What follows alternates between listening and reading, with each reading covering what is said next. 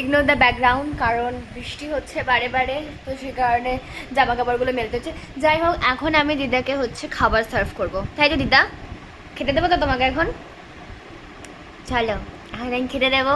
আর ওদিকে রান্নাঘরে হচ্ছে এবার মাছ গরম হচ্ছে, দিদারও মাছ গরম হচ্ছে, বাট দিদা ঝোল খাওয়া বারণ, মানে ওরকম স্পাইসি খাবার টাবার খাওয়া বারণ। তো দিদাকে শুধু মাছ দেবো, আর আমি মাছ ঝোল আলু দিয়ে খাবো। আর দিদার জন্য হচ্ছে আজকে লাঞ্চে চাল কুমড়ো আছে, কারণ দিদাকে ডক্টর চাল কুমড়ো আর লাউটা বেশি করে খেতে বলেছে। আর কাঁকরোল ভাজা আছে, তাই তো? ওই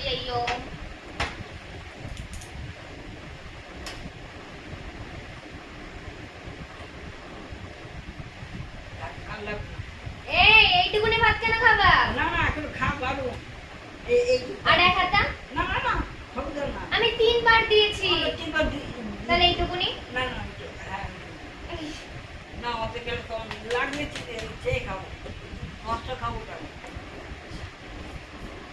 তুই চাল কুমড়ো নে একটু, না তুই এক হাতে নে, দিয়া তোর জন্য এক হাতে নে। না, আমার ভালো লাগে।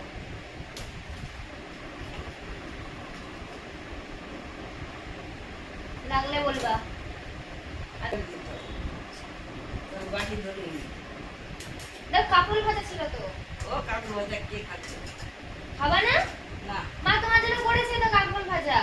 তাহলে দুটো দে, ভাত বেশি গেল। তুই নে, আমি তো নেবই, তাহলে আমি একটা নেব। চলে এসেছি এখানে আমার লাঞ্চ ঝোল। এটা আমি এখন সার্ভ করব। একটু ঝোল নেবে? না না ধরলো না, ছিল না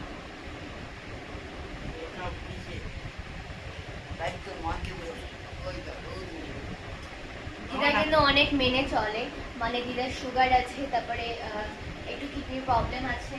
তো দিদা কিচ্ছু খায় না, এমনকি মুড়ির সঙ্গে জল মিশিয়ে খায়, মানে চিনিও খায় না, খুব মেনে চলে। তাই তো দিদা? দিদা গুড গার্ল। মা যখন খাবার বেড়ে দেয় তখন বেশ খিদে হয়, আর যখন নিজে নিজে বেড়ে খেতে হয় তখন আমি দেখি যেমন খিদে থাকে না, খিদে না কেন। মানে মায়ের আগেও হচ্ছে গেছে কলকাতায় ডাক্তার দেখাতে, তো সেই সময় যখন নিজে বেড়ে খায় তখন একটুও খিদে থাকে না। সেবারগুলোতে তো মা পোলাও মাংস করে দিয়ে যায়, বাট এবারটা একটু তাড়াতাড়ি বেরিয়েছে বলে আমি মাকে বললাম